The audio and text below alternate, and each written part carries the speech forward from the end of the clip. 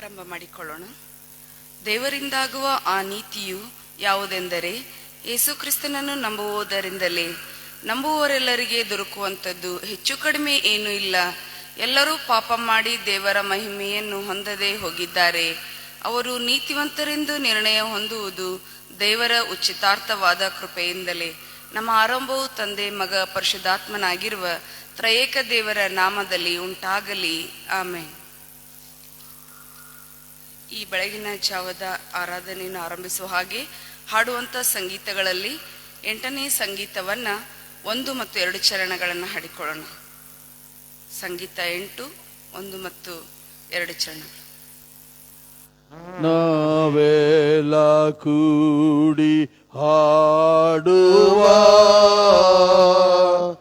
ದೇವರು ಪ್ರೀತಿಯೇ ಭೂಪರಲೋಕ ಗಾಯನ ದೇವರು ಪ್ರೀತಿಯೇ ಪಾಪಾತ್ಮರೆಲ್ಲ ಬನ್ನಿರಿ ಇಂಪಾದರಾಗ ಬಾರಿಸಿ ಸಂಭ್ರಮದಿಂದ ಹಾಡಿರಿ ದೇವರು ಪ್ರೀತಿಯೇ. ಓ ಸಾರಿರೆಲ್ಲ ಜನಕ ದೇವರು ಪ್ರೀತಿಯೇ. ಸಂರಕ್ಷಕನ ಕೋಟನು ದೇವರು ಪ್ರೀತಿಯೇ. ಕ್ರಿಸ್ತೇಸುವಿನ ರಕ್ತವು ಸಮಸ್ತ ಪಾಪ ತೊಳೆದು ನಮ್ಮನ್ನು ಶುಭ್ರ ಮಾಡಿತು ದೇವರು ಪ್ರೀತಿಯೇ.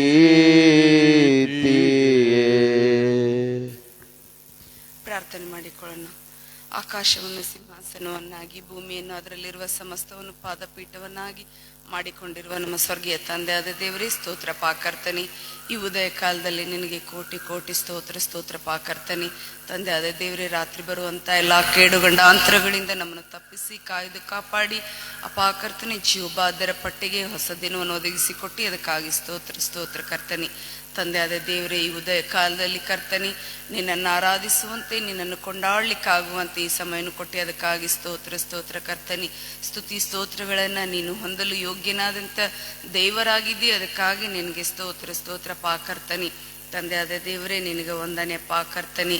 ಅಪಾಕರ್ತನೆ, ನಮ್ಮ ಸಭೆಯಲ್ಲಿರ್ತಕ್ಕಂಥ ಎಲ್ಲ ಚಿಕ್ಕ ಮಕ್ಕಳನ್ನು ನೀನು ವಿಶೇಷವಾಗಿ ಆಶೀರ್ವದಿಸಿದ್ದಿ, ಅದಕ್ಕಾಗಿ ಸ್ತೋತ್ರ. VBS ಮುಖಾಂತರ ಕರ್ತನೆ ವಾಕ್ಯಗಳನ್ನು ಕೇಳುವಾಗ ಕರ್ತನೆ ಅವರ ಹೃದಯಗಳಲ್ಲಿ ಕರ್ತನೆ ನೀನು ಕಾರ್ಯ ಮಾಡು ಕರ್ತನೆ. ಚಿಕ್ಕ ಪ್ರಾಯದಲ್ಲಿ ಸಮುವೇಲನಂತೆ ಕರ್ತನೆ ನಿನ್ನನ್ನು ಅಂಗೀಕರಿಸಿಕೊಂಡು ಕರ್ತನೆ ಅಪಾ ಸ್ವಾಮಿ ಅವರು ನಿನ್ನನ್ನೇ ಆಶ್ರಯಿಸಿಕೊಂಡು ಬೆಳೆಯಲಿಕ್ಕಾಗುವಂತೆ ನೀನು ಸಹಾಯ ಮಾಡು ಕರ್ತನೆ.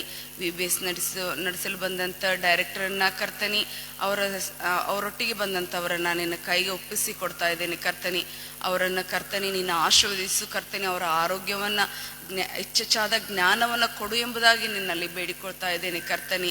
ಅಪ್ಪ ತಂದೆಯಾದ ದೇವರೇ, ನೀನು ಹೀಗೆ ನಮ್ಮೆಲ್ಲ ಮಕ್ಕಳನ್ನು ಆರಿಸಿ ತೆಗೆದುಕೊಂಡದಕ್ಕಾಗಿ ನಿನಗೆ ಸ್ತೋತ್ರ ಪಾಕರ್ತನೆ. ತಂದೆಯಾದ ದೇವರೇ, ನಮ್ಮ ಸಭೆಯ ಎಲ್ಲ ವೃದ್ಧ ತಂದೆ ತಾಯಿಗಳನ್ನು ನಿನ್ನ ಕೈಗೆ ಒಪ್ಪಿಸಿ ಕೊಡ್ತಾ ಇದ್ದೀನಿ ಸ್ವಾಮಿ.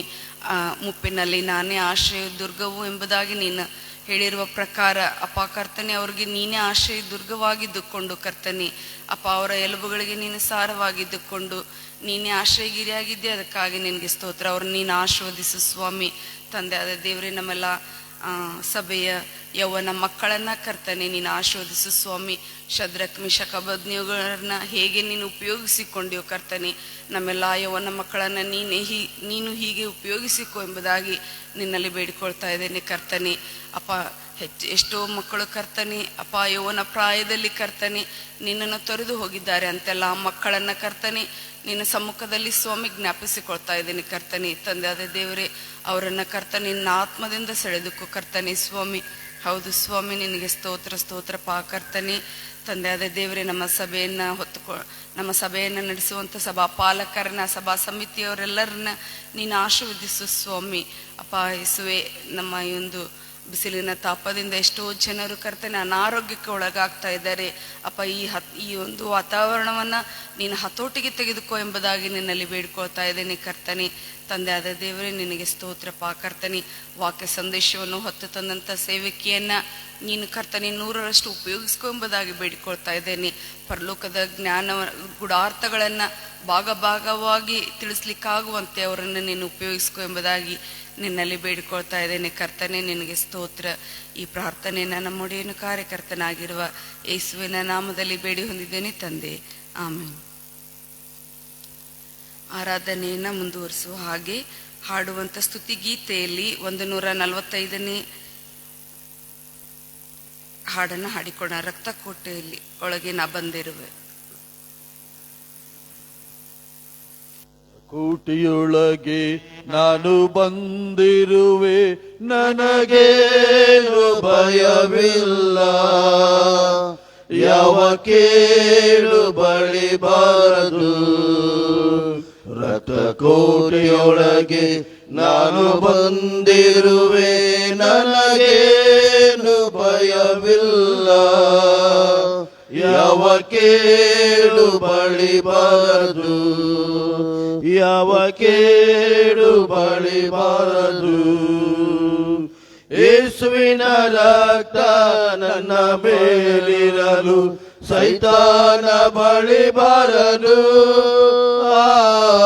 ಯೇಸುವಿನ ರಕ್ತ ನನ್ನ ಮೇಲಿರಲು ಸೈತಾನ ಬಳಿ ಬಾರದು. ಶಿಲುಬೆಯ ಮೇಲೆ ಬಲಿಯಾಗಿ ಪಾಪವ ಜಯಿಸಿರುವ, ಶಿಲುಬೆಯ ಮೇಲೆ ಬಲಿಯಾಗಿ ಪಾಪವ ಜಯಿಸಿರುವ, ರಕ್ತಕೋಟೆಯೊಳಗೆ ನಾ ಬಂದಿರುವೆ, ನನಗೇನು ಭಯವಿಲ್ಲ. ಯಾವ ಕೇಡು ಬಳಿ ಬಾರದು. ಯಾವ ಕೇಡು ಬಳಿ ಬಾರದು. ದೇವನೇ ಬೆಳಕು ರಕ್ಷಕನು, ಯಾರಿಗೆ ಅಂಜುವೆನು. ದೇವನೇ ಬೆಳಕು ರಕ್ಷಕನು, ಯಾರಿಗೆ ಅಂಜುವೆನು. ಆತನೇ ಬಾಳಿನ ಬಲವಾದ, ಯಾರಿಗೆ ಭಯಪಡುವೆ.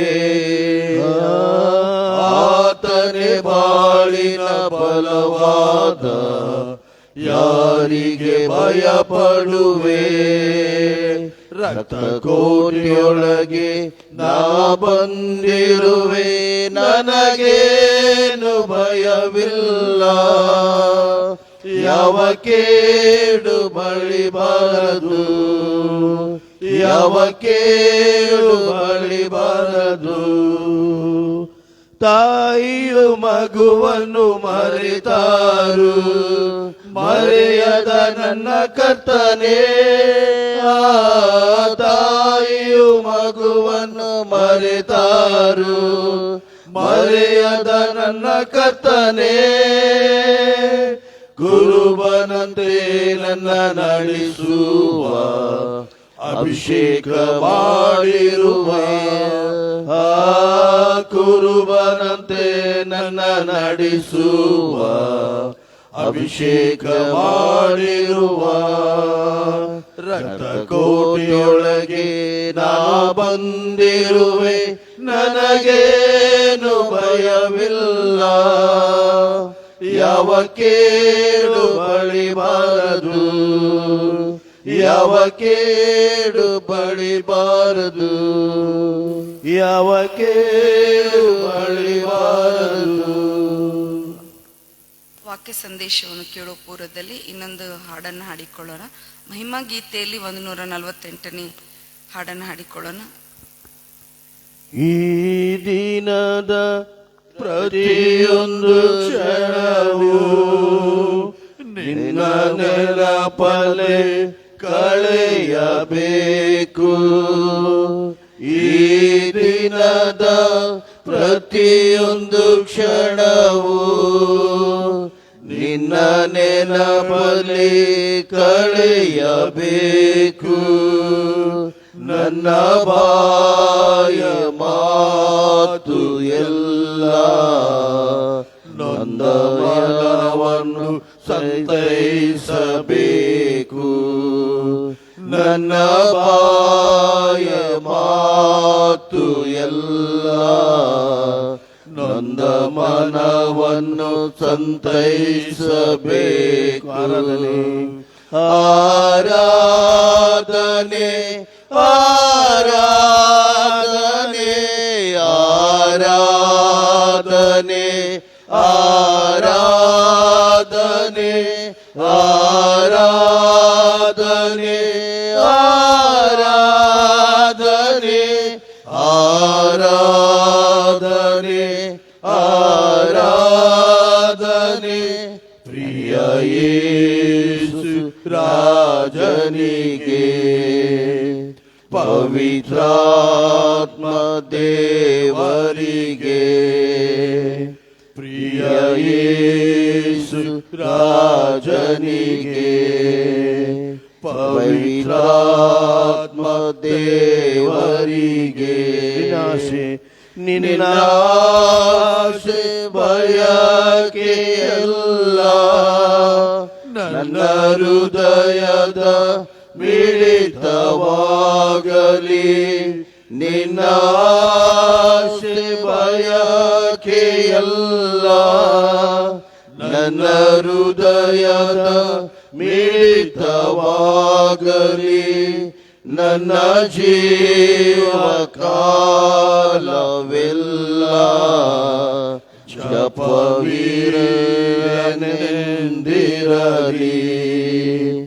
ನನ್ನ ಜೀವಕಾಲವೆಲ್ಲ ಜಪವೀರನೆಂದಿರಲಿ.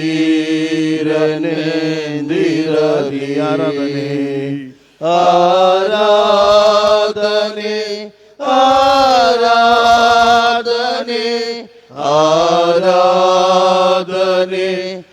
ಆರಾಧನೆ ಆರಾಧನೆ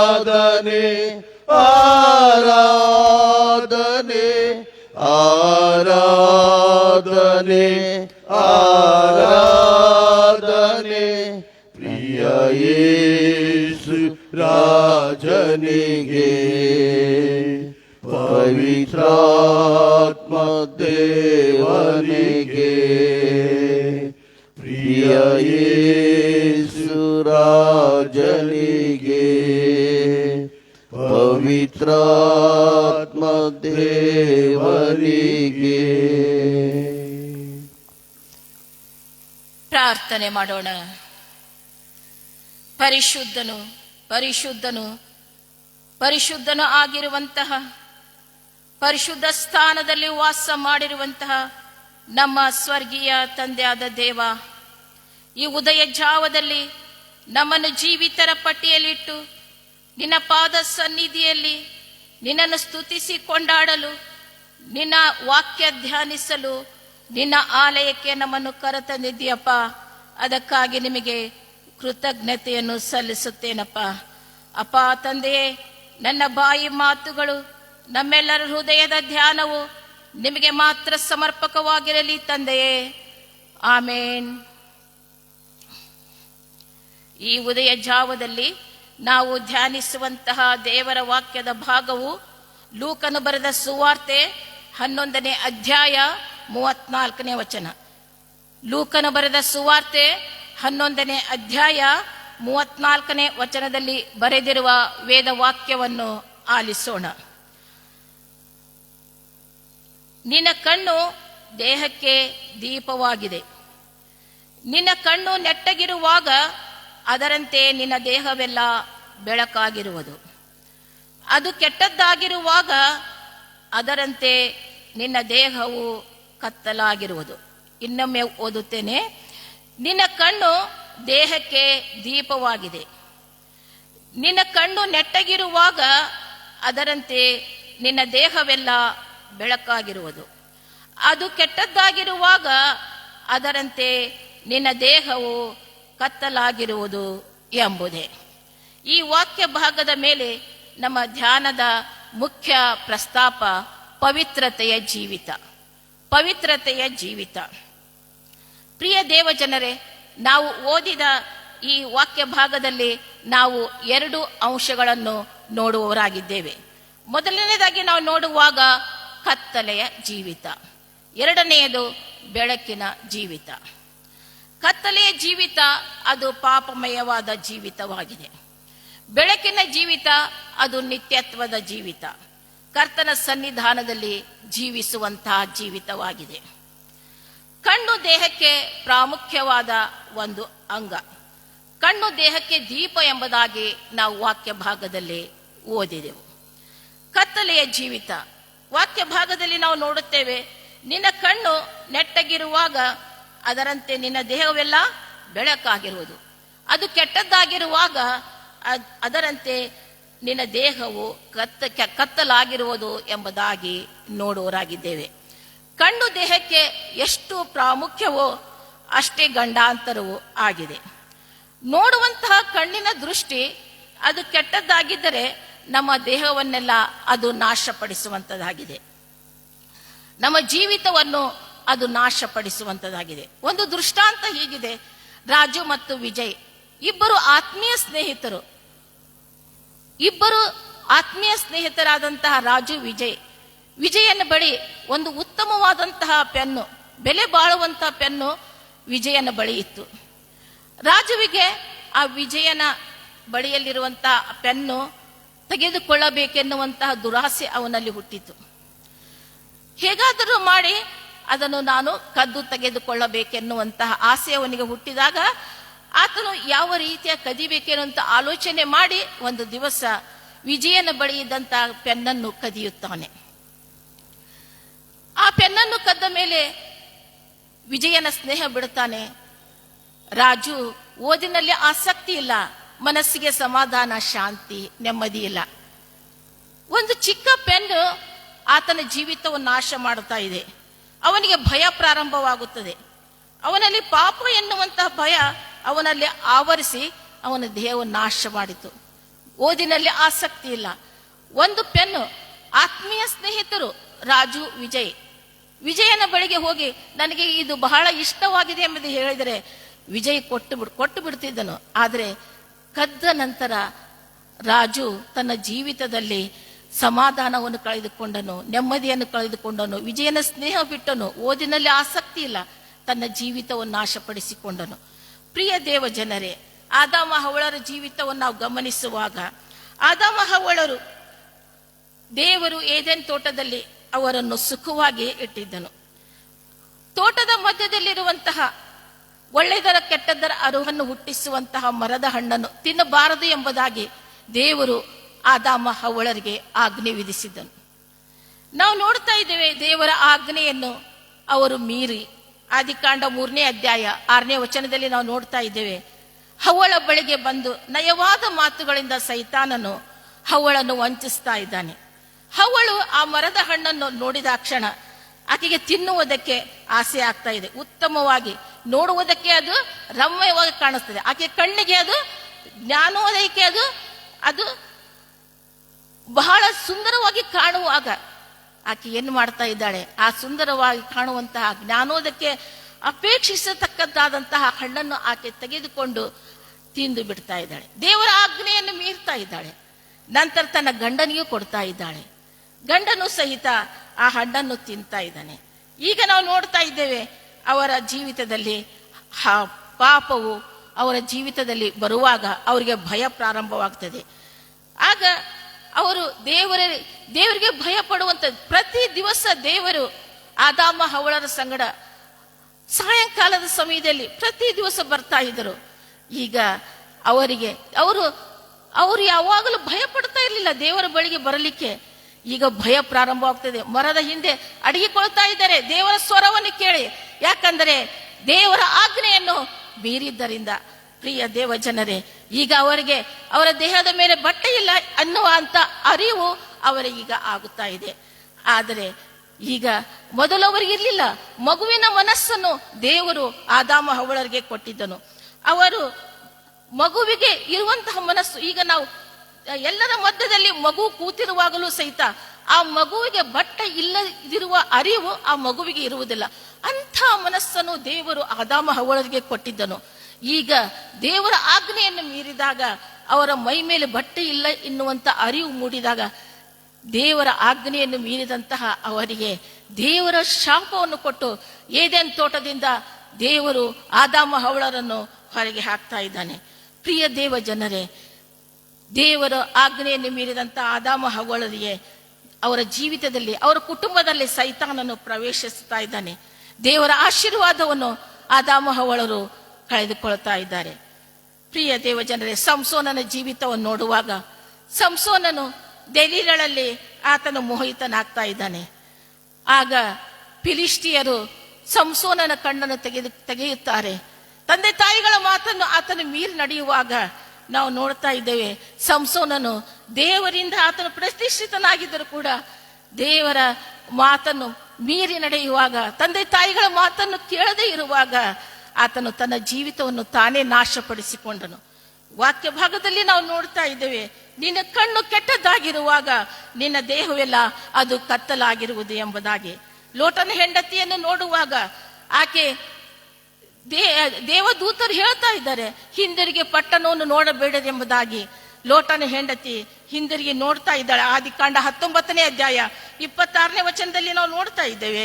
ಹಿಂದಿರುಗಿ ನೋಡಿದಂತಹ ಆ ಲೋಟನ ಹೆಂಡತಿ ಆ ಪಟ್ಟಣವನ್ನು ನೋಡಿದಾಗ ಅಲ್ಲಿಯೇ ಉಪ್ಪಿನ ಕಂಬವಾದಳು ಎಂಬುದಾಗಿ ನಾವು ವಾಕ್ಯದಲ್ಲಿ ನೋಡುವರಾಗಿದ್ದೇವೆ. ಪ್ರಿಯ ದೇವ ಜನರೇ, ಇನ್ನು ಅನೇಕ ವ್ಯಕ್ತಿಗಳ ಜೀವಿತವನ್ನು ಅವರು ಯಾವ ರೀತಿಯಾಗಿ ದೇವರಿಂದ ದೂರವಾದಾಗ ದೇವರ ಆಶೀರ್ವಾದವನ್ನು ಕಳೆದುಕೊಂಡರು ಎಂಬುದಾಗಿ ಅನೇಕರ ಜೀವಿತವನ್ನು ನೋಡುವರಾಗಿದ್ದೇವೆ. ಎಲೀಷನ ಸೇವಕನಾದಂತಹ ಗೆಹಜಿಯ ಜೀವಿತವನ್ನು ನೋಡುವಾಗ ನಾಮಾನನು ತಂದಂತಹ ಕಾಣಿಕೆ 1 ತಲಾಂತು ಬೆಳ್ಳಿ ಹಾಗೂ 2 ದುಸ್ತು ಬಟ್ಟೆ, ಇವುಗಳಿಗಾಗಿ ಆತನ ಆಸೆ ಪಡ್ತಾ ಇದ್ದಾನೆ. ನಾಮಾನನ ಕಾಣಿಕೆಯನ್ನು ಗೆಹಜಿ ತೆಗೆದುಕೊಂಡನು. ಆದರೆ ಎಲೀಷನ ಒಂದು ಜ್ಞಾನೋದಯಕ್ಕೆ ಅದು ಕಾಣಿಸಿಕೊಂಡು ನೋಡ್ತಾ ಇದ್ದೇವೆ. ನಾಮಾನನ ಕಾಣಿಕೆ ತೆಗೆದುಕೊಂಡಂತ ಗೆಹಜಿಗೆ ಅದು ಆಶೀರ್ವಾದವಾಗಿ ಪರಿಣಮಿಸಲಿಲ್ಲ, ಶಾಪಕ್ಕೆ ಗುರಿಯಾಯಿತು. ನಾಮಾನನ ಕುಷ್ಠವು ಗೆಹಜಿಗೆ ಬಂದಿತ್ತು, ಅವರ ವಂಶಕ್ಕೆ ಬಂದಿತ್ತು. ಪ್ರಿಯ ದೇವ ಜನರೇ, ಕಣ್ಣಿನ ಆಶೆ ಅದು ನಮ್ಮ ಜೀವಿತವನ್ನು ನಾಶಪಡಿಸುವುದಲ್ಲದೆ ನಮ್ಮ ಕುಟುಂಬವನ್ನು ನಾಶಪಡಿಸುವಂತದ್ದಾಗಿದೆ. ಕತ್ತಲೆಯ ಜೀವಿತ ಅದು ಕ್ಷಣಿಕ ಸುಖವನ್ನು ನೀಡುವುದಾಗಿದೆ. ಕ್ಷಣಿಕ ಸುಖ ನಮ್ಮ ಜೀವಿತವನ್ನು ಅದು ನಾಶಪಡಿಸುವಂತದ್ದಾಗಿದೆ. ಕಣ್ಣಿನ ಆಶೆ ನಮ್ಮನ್ನು ದೇವರಿಂದ ಅದು ದೂರ ಮಾಡುವಂತದ್ದಾಗಿದೆ. ದಾವೀದನ ಜೀವಿತವನ್ನು ನೋಡುವಾಗ ಉರಿಯನ ಹೆಂಡತಿಯನ್ನು ತನ್ನ ಹೆಂಡತಿಯನ್ನಾಗಿ ಮಾಡಿಕೊಳ್ತಾ ಇದ್ದಾನೆ. ಆಗ ಅವನಿಗೆ ಜನಿಸಿದಂತ ಮಗನನ್ನು ಆತನು ಕಳೆದುಕೊಳ್ತಾ ಇದ್ದಾನೆ. ದೇವರ ಶಿಕ್ಷೆಗೆ ಆತನು ಒಳಗಾಗ್ತಾ ಇದ್ದಾನೆ. ನಾತಾನನ ಮೂಲಕವಾಗಿ ದೇವರು ಎಚ್ಚರಿಸಿದಾಗ ಆತನು ಪಶ್ಚಾತ್ತಾಪ ಪಡ್ತಾ ಇದ್ದಾನೆ. ಕಣ್ಣಿನ ಆಶೆ ದೇವರ ಸನ್ನಿಧಾನದಿಂದ ನಮ್ಮನ್ನು ಸಂಪೂರ್ಣವಾಗಿ ದೂರ ಮಾಡುವಂತದಾಗಿದೆ. ಕಣ್ಣಿನ ಆಶೆ ನಮ್ಮ ಜೀವಿತದಲ್ಲಿ ಅದು ದೇವರ ಶಾಪವನ್ನು ಬರಮಾಡುವಂತದಾಗಿದೆ. ಸಂಪೂರ್ಣವಾಗಿ ಕಣ್ಣಿನ ಆಶೆ ಸೈತಾನನಿಗೆ ನಮ್ಮ ದೇಹವನ್ನು ಒಳಪಡಿಸುವಂತದಾಗಿದೆ. ಕಣ್ಣಿನ ಆಶೆ ನಮ್ಮ ಜೀವಿತವನ್ನು ನಾಶಪಡಿಸುವುದಲ್ಲದೆ ನಮ್ಮ ಕುಟುಂಬವನ್ನು, ನಮ್ಮ ಸಭೆಯನ್ನು ಸಹಿತ ನಮ್ಮಿಂದ ನಾಶಪಡಿಸುವಂತದಾಗಿದೆ. ಅದಕ್ಕೋಸ್ಕರವಾಗಿ ನಾವು ನೋಡಿದ್ದನ್ನು ಒಳ್ಳೆಯ ರೀತಿಯಿಂದ ಗ್ರಹಿಸಿಕೊಳ್ಳುವಾಗ ದೇವರ ಆಶೀರ್ವಾದವನ್ನು ಪಡೆದುಕೊಳ್ಳುವರಾಗುತ್ತೇವೆ. ಎರಡನೇದಾಗಿ ನಾವು ನೋಡುವಾಗ ಬೆಳಕಿನ ಜೀವಿತ, ಇದು ನಿತ್ಯತ್ವದ ಜೀವಿತವಾಗಿದೆ. ಕರ್ತನ ಸನ್ನಿಧಾನದಲ್ಲಿ ಜೀವಿಸುವಂತಹ ಜೀವಿತ, ಬೆಳಕಿನ ಮಾರ್ಗದಲ್ಲಿ ಜೀವಿಸುವಂಥದ್ದು. ನಮ್ಮ ಕಣ್ಣು ನೋಡಿ ಒಳ್ಳೆಯದನ್ನು ಗ್ರಹಿಸಿಕೊಳ್ಳುವಾಗ ಒಳ್ಳೆಯ ಯೋಚನೆ ನಮ್ಮ ಜೀವಿತವನ್ನು ಅದು ಬೆಳಕಿನ ಮಾರ್ಗದಲ್ಲಿ ನಡೆಸುವಂತದಾಗಿದೆ. ನಾವು ಕರ್ತನ ಸನ್ನಿಧಾನದಲ್ಲಿ ಜೀವಿಸುವಾಗ ನಮ್ಮ ಜೀವಿತದಲ್ಲಿ ಅನೇಕ ವಿಧವಾದ ಕಷ್ಟ, ಸಮಸ್ಯೆ, ದುಃಖ ಬರುವುದು ಸಹಜ. ಆದರೆ ನಾವು ಕರ್ತನ ಸನ್ನಿಧಾನದಲ್ಲಿ ನಾವು ಜೀವಿಸುವಾಗ ಕರ್ತನ ಆಶೀರ್ವಾದವನ್ನು ಪಡೆದುಕೊಳ್ಳುವರಾಗುತ್ತೇವೆ. ನಾವು ನೋಡ್ತಾ ಇದ್ದೀವಿ, ಸಮುದ್ರದ ಅಲೆಗಳು ಬೆಟ್ಟಕ್ಕೆ ಅದು ರಭಸವಾಗಿ ತಾಗಿದರೂ ಕೂಡ ಬೆಟ್ಟ ಅದು ಸ್ಥಿರವಾಗಿ ನಿಲ್ಲುತ್ತದೆ. ಅದೇ ರೀತಿಯಾಗಿ ನಮ್ಮ ಜೀವಿತದಲ್ಲಿ ಎಂಥದೇ ಸಮಸ್ಯೆ, ಎಂಥದೇ ಕಷ್ಟ ಬಂದರೂ ಕರ್ತನ ಸನ್ನಿಧಾನದಲ್ಲಿ ಕರ್ತನ ಪಾದವನ್ನು ಹಿಡಿದುಕೊಂಡು ಸ್ಥಿರವಾಗಿ ನಿಲ್ಲುವಾಗ ಕರ್ತನ ಆಶೀರ್ವಾದವನ್ನು ನಾವು ಪಡೆದುಕೊಳ್ಳುವರಾಗುತ್ತೇವೆ. ಕರ್ತನ ಸನ್ನಿಧಾನದಲ್ಲಿ ಬೆಳಕಿನ ಮಕ್ಕಳಾಗಿ ಜೀವಿಸಿದ ಅನೇಕ ಭಕ್ತರ ಜೀವಿತವನ್ನು ನಾವು ಸತ್ಯವೇದದಲ್ಲಿ ನೋಡ್ತಾ ಇದ್ದೇವೆ. ಯೋಬನ ಜೀವಿತದಲ್ಲಿ ನೋಡುವಾಗ ಅನೇಕ ವಿಧವಾದಂತಹ ಶೋಧನೆಗಳು ಸೈತಾನನು ಒಡ್ತಾ ಇದ್ದಾನೆ. ಒಂದೇ ದಿನದಲ್ಲಿ ಎಲ್ಲವನ್ನು ಕಳೆದುಕೊಳ್ತಾ ಇದ್ದಾನೆ. ಆತನು ಹೇಳಿದಂತ ಮಾತು, ಯೆಹೋವನೇ ಕೊಟ್ಟನು, ಯೆಹೋವನೇ ತೆಗೆದುಕೊಂಡನು, ಯೆಹೋವನ ನಾಮಕ್ಕೆ ಸ್ತೋತ್ರವಾಗಲಿ ಎಂಬುದಾಗಿ. ಯೋಬನು ಏನೂ ಇಲ್ಲದವನಾಗಿ ತಾಯಿ ಗರ್ಭದಿಂದ ಬಂದಿದ್ದೇನೆ, ಏನೂ ಇಲ್ಲದವನಾಗಿ ಗತಿಸಿ ಹೋಗುವೆನೆ ಎಂಬುದಾಗಿ ದೇವರನ್ನು ಆತನು ಕೊಂಡಾಡ್ತಾ ಇದ್ದಾನೆ. ಯೋಬನು 2ರಷ್ಟು ದೇವರ ಆಶೀರ್ವಾದವನ್ನು ಪಡೆದುಕೊಂಡನು ಎಂಬುದಾಗಿ ಸತ್ಯವೇದದಲ್ಲಿ ನಾವು ನೋಡ್ತಾ ಇದ್ದೇವೆ. ಅದೇ ರೀತಿಗೆ ದಾನಿಯೇಲನ ಜೀವಿತವನ್ನು ನೋಡುವಾಗ, ಶದ್ರಕ್, ಮೇಷಕ್, ಅಬೇದ್ನೆಗೋ ಜೀವಿತವನ್ನು ನೋಡುವಾಗ ಅವರೆಲ್ಲ ಯೌವನಸ್ಥರು ಕರ್ತನ ಸನ್ನಿಧಾನದಲ್ಲಿ ಜೀವಿಸಿ ಕರ್ತನ ಆಶೀರ್ವಾದವನ್ನು ಪಡೆದುಕೊಂಡರು.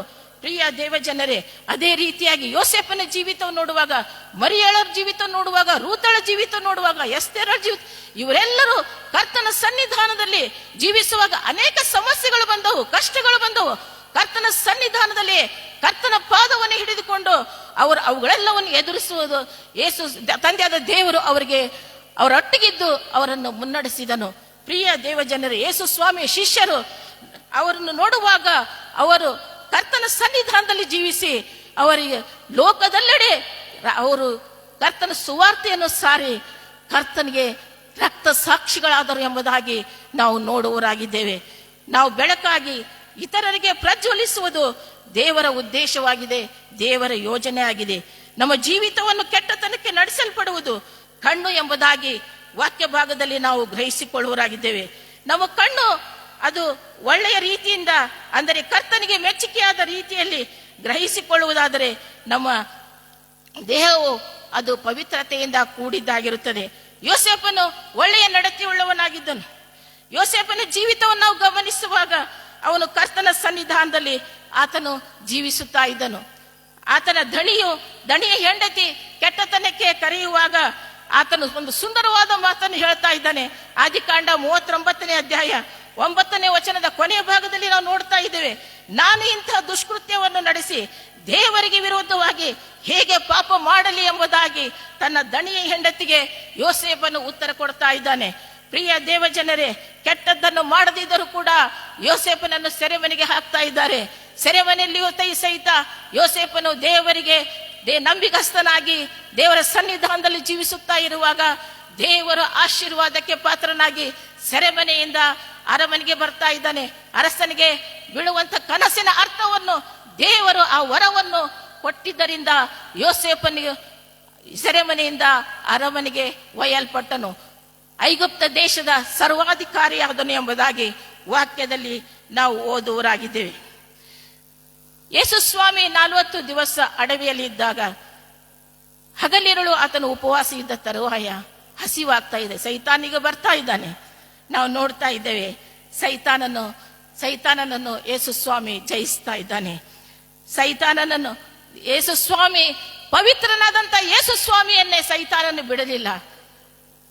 ಪಾಪಿಗಳಾದ ನಮ್ಮ ಜೀವಿತದಲ್ಲಿ ಯಾವ ರೀತಿಯಾಗಿ ಸೈತಾನ ಕೆಲಸ ಮಾಡ್ತಾನೆ ಎಂಬುದಾಗಿ ನಾವು ತಿಳಿದುಕೊಳ್ಳಬೇಕು. ಯಾವಾಗಲೂ ನಾವು ಕರ್ತನ ಸನ್ನಿಧಾನದಲ್ಲಿ ಕರ್ತನ ಪಾದವನ್ನು ಪ್ರತಿ ದಿವಸ ಬೆಳಿಗ್ಗೆ ಎದ್ದ ತಕ್ಷಣ ಕುಟುಂಬವಾಗಿ ಬಂದು ಪ್ರಾರ್ಥನೆ ಮಾಡಿ ನಮ್ಮ ಜೀವಿತವನ್ನು ಪ್ರಾರಂಭಿಸುವಾಗ ಸೈತಾನನಿಗೆ ಅಲ್ಲಿ ಪ್ರವೇಶ ಇರುವುದಿಲ್ಲ.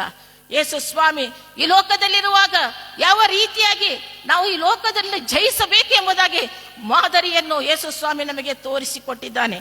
ಯೇಸು ಕ್ರಿಸ್ತನು ಪವಿತ್ರನಾಗಿರುವ ಪ್ರಕಾರ ನಾವು ಸಹ ಪವಿತ್ರತೆಯಿಂದ ಕೂಡಿದವರಾಗಿರಬೇಕೆಂಬುದಾಗಿ ಯೇಸು ಸ್ವಾಮಿ ನಮ್ಮ ಚಿತ್ತವಾಗಿದೆ. ಮತ್ತಾಯನು ಬರೆದ ಸುವಾರ್ತೆ 5ನೇ ಅಧ್ಯಾಯ 16ನೇ ವಚನದಲ್ಲಿ ನಾವು ನೋಡುವಾಗ ನಿಮ್ಮ ಬೆಳಕು ಜನರ ಮುಂದೆ ಪ್ರಕಾಶಿಸಲಿ. ಹೀಗಾದರೆ ಅವರು ನಿಮ್ಮ ಒಳ್ಳೆಯ ಕ್ರಿಯೆಗಳನ್ನು ನೋಡಿ ಪರಲೋಕದಲ್ಲಿರುವ ನಿಮ್ಮ ತಂದೆಯನ್ನು ಕೊಂಡಾಡುವರು ಎಂಬುದಾಗಿ ಅಲ್ಲಿ ಬರೆದಿರುವುದನ್ನು ನಾವು ಓದುವರಾಗಿದ್ದೇವೆ. ನಾವು ಅನ್ಯ ಜನರ ಮಧ್ಯದಲ್ಲಿ ನಮ್ಮ ಜೀವಿತವನ್ನು ನಾವು ಬೆಳಕಿನಂತೆ ನಾವು ಪ್ರಜ್ವಲಿಸುವರಾಗಿರಬೇಕು. ಯೇಸು ಕ್ರಿಸ್ತನ ಸುವಾರ್ತೆಯನ್ನು ನಮ್ಮ ಜೀವಿತದ ಮೂಲಕ, ನಮ್ಮ ನಡೆ ನುಡಿ ಕ್ರಿಯೆಗಳ ಮೂಲಕವಾಗಿ ತೋರಿಸುವಂತವರಾಗಿರಬೇಕು. ನಾವು ನೋಡ್ತಾ ಇದ್ವಿ, ಸಂಗೀತದಲ್ಲಿ ಹಾಡ್ತೇವೆ, ಕ್ರೈಸ್ತರಾದ ನಮ್ಮ ಮೇಲೆ ಬಿದ್ದ ಭಾರವು ದೊಡ್ಡದೆಂದು ಧ್ಯಾನ ಮಾಡಿ ರಾತ್ರಿ ಹಗಲು ಎಂಬುದಾಗಿ. ಅದೇ ರೀತಿಯಾಗಿ ನಾವು ಸಹ ಕರ್ತನ ಸನ್ನಿಧಾನದಲ್ಲಿ ನಮ್ಮ ಜೀವಿತದ ಮೂಲಕವಾಗಿ ಇತರರಿಗೆ ಕರ್ತನ ಸುವಾರ್ತೆಯನ್ನು ಸಾರುವಂತವರಾಗಿರಬೇಕು. ಲೂಕನ ಬರೆದ ಸುವಾರ್ತೆ 11ನೇ ಅಧ್ಯಾಯ 34ನೇ ವಚನದಲ್ಲಿ ನಾವು ನೋಡುವಾಗ, ನಿನ್ನ ಕಣ್ಣು ದೇಹಕ್ಕೆ ದೀಪವಾಗಿದೆ, ನಿನ್ನ ಕಣ್ಣು ನೆಟ್ಟಗಿರುವಾಗ ಅದರಂತೆ ನಿನ್ನ ದೇಹವೆಲ್ಲ ಬೆಳಕಾಗಿರುವುದು, ಅದು ಕೆಟ್ಟದ್ದಾಗಿರುವಾಗ ಅದರಂತೆ ನಿನ್ನ ದೇಹವೆಲ್ಲ ಕತ್ತಲಾಗಿರುವುದು ಎಂಬುದಾಗಿ ಅಲ್ಲಿ ಓದುವರಾಗಿದ್ದೇವೆ. ಪ್ರಿಯ ದೇವಜನರೇ, ನಮ್ಮ ಕಣ್ಣಿನ ದೃಷ್ಟಿಯನ್ನು ಒಳ್ಳೆಯ ರೀತಿಯಾಗಿ ಕರ್ತನಿಗೆ ಮೆಚ್ಚುಗೆಯಾದ ರೀತಿಯಲ್ಲಿ ನಾವು ಇಟ್ಟುಕೊಂಡು ಇತರರಿಗೆ ಬೆಳಕಿನವರಾಗಿ ಪ್ರಜ್ವಲಿಸುವಂತವರಾಗೋಣ. ಲೂಕನ ಬರೆದ ಸುವಾರ್ತೆ 11ನೇ ಅಧ್ಯಾಯ 33ನೇ ವಚನದಲ್ಲಿ ನಾವು ನೋಡುತ್ತೇವೆ, ಯಾರು ದೀಪವನ್ನು ಹಚ್ಚಿ ಮರೆಯಲ್ಲಾಗಲಿ ಕೊಳಗದೊಳಗಾಗಲಿ ಇಡುವುದಿಲ್ಲ, ಮನೆಯೊಳಗೆ ಬರುವವರಿಗೆ ಬೆಳಕು ಕಾಣಿಸುವಂತೆ ಆ ದೀಪವನ್ನು ದೀಪಸ್ತಂಭದ ಮೇಲೆ ಇಡುತ್ತಾರೆ ಎಂಬುದಾಗಿ. ನಾವು ಕ್ರೈಸ್ತರಾದ ನಾವು ನಮ್ಮ ಜೀವಿತದ ಮೂಲಕವಾಗಿ ಇತರರಿಗೆ ಬೆಳಕನ್ನು ನೀಡುವಂತವರಾಗೋಣ. ಇತರರ ಜೀವಿತವನ್ನು, ನಮ್ಮ ಜೀವಿತವನ್ನು ನೋಡಿದಾಗ ಇತರರು ಯೇಸು ಸ್ವಾಮಿಯ ಒಂದು ಮಾದರಿಯ ಜೀವಿತವನ್ನು ಜೀವಿಸುವುದರ ಮೂಲಕ ಕರ್ತನ ಸುವಾರ್ತೆಯನ್ನು ನಮ್ಮ ಜೀವಿತದ ಮೂಲಕ ಇತರರಿಗೆ ಪ್ರಚುರಪಡಿಸೋಣ. ಹೀಗಾಗಲಿಕ್ಕಾಗುವಂತ ತಂದೆಯಾದ ದೇವರು ಈ ವಾಕ್ಯವನ್ನು ನಮ್ಮ ಆತ್ಮಿಕ ಪ್ರಯೋಜನಕ್ಕಾಗಿ ಆಶೀರ್ವದಿಸಲಿ.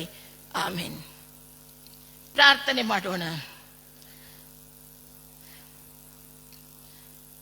ನಿನ್ನ ಸಾನ್ನಿಧ್ಯಕ್ಕೆ ನನ್ನನ್ನು ಸೇರಿಸು, ನನ್ನ ಬಯಕೆಯ ಯೇಸುವೇ ತೀರಿಸು, ರಮ್ಯವಾದ ಸ್ಥಳವೇ ನನ್ನ ಸೌಭಾಗ್ಯವು, ನನ್ನ ಬಯಕೆಯು, ನನ್ನ ಬಯಕೆಯು. ನಮ್ಮನ್ನು ಅತಿಶಯವಾಗಿ ಪ್ರೀತಿ ಮಾಡಿದಂತಹ ನಮ್ಮ ಸ್ವರ್ಗೀಯ ತಂದೆಯಾದ ದೇವರೇ, ಈ ಉದಯ ಜಾವದಲ್ಲಿ ನಿನ್ನ ವಾಕ್ಯವನ್ನು ಆಲಿಸಿದಂತ ನಾವುಗಳು ನಮ್ಮ ಜೀವಿತದಲ್ಲಿ ನಿನ್ನ ವಾಕ್ಯವನ್ನು ಅಳವಡಿಸಿಕೊಂಡು ಈ ಲೋಕದಲ್ಲಿ ಬೆಳಕಾಗಿ ಪ್ರಜ್ವಲಿಸುವಂತೆ ಕೃಪೆ ದೋರಿರಿ ತಂದೆಯೇ. ನಿಮ್ಮ ಘನವುಳ್ಳ ನಾಮಕ್ಕೆ ನಿತ್ಯ ನಿರಂತರ ಸ್ತುತಿ, ಸ್ತೋತ್ರ, ಘನ, ಮಾನ, ಮಹಿಮೆ ನಿಮಗೆ ಮಾತ್ರ ಸಲ್ಲಲಿ ದೇವರೇ. ಆಮೇನ್.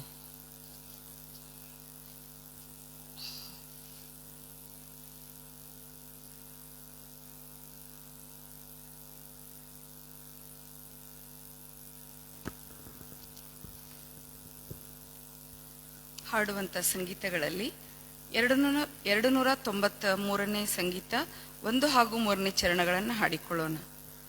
293 1 ಹಾಗೂ 3ನೇ ಚರಣಗಳನ್ನು ಹಾಡಿಕೊಳ್ಳೋಣ. ವಿಶ್ವಾಸವಿಟ್ಟು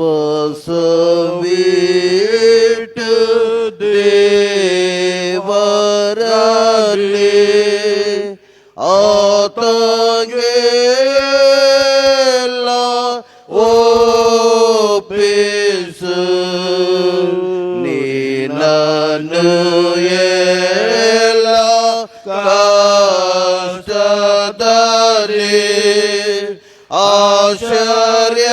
ಆಶ್ಚರ್ಯವಾಗಿ ಕಾಯುವನು. ಈ ಬಾಂಡೆ ಮೇಲೆ ಭಾನಿಯು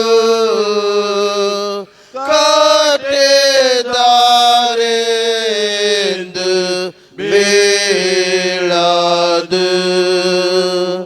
ನಿನ್ನಾತ್ಮ ನಿತ್ಯ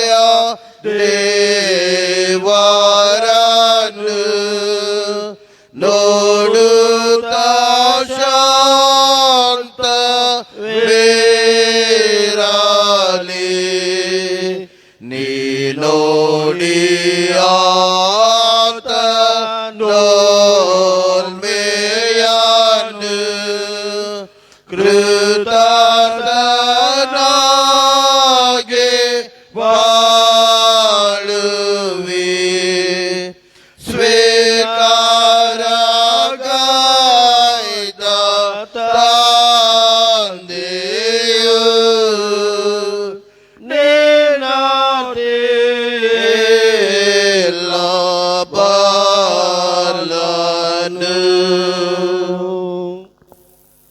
ಕರ್ತನ ಕಲಿಸಿಕೊಟ್ಟ ಪ್ರಾರ್ಥನೆಯನ್ನು ಮಾಡಿಕೊಳ್ಳೋಣ. ನಂತರ ಸೇವಕಿಯವರು ಅಂತ್ಯಾಶೀರ್ವಾದ ಕೊಡಬೇಕಾಗಿ ಕೇಳ್ಕೊಳ್ತೇವೆ.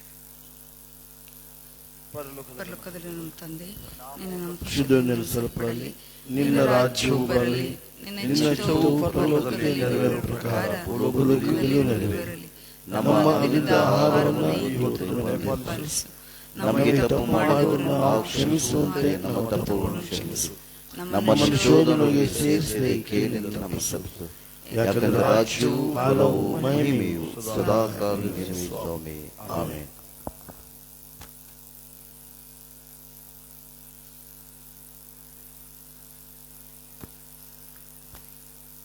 ಅಂತ್ಯಾಶೀರ್ವಾದವನ್ನು ಹೊಂದಿಕೊಳ್ಳೋಣ. ನಮ್ಮ ಕರ್ತನಾದ ಯೇಸು ಕ್ರಿಸ್ತನ ಕೃಪೆಯು, ತಂದೆ ಆದ ದೇವರ ಪ್ರೀತಿಯು, ಪರಿಶುದ್ಧಾತ್ಮನ ಅನ್ಯೋನ್ಯತೆಯು ಸದಾಕಾಲವು ನಮ್ಮೆಲ್ಲರೊಂದಿಗಿರಲಿ. ಆಮೇನ್. ಯೇಸು ಕರ್ತ ಲೋಕಾರಣ್ಯ ಯಾತ್ರೆಯೋ ನೀನೇ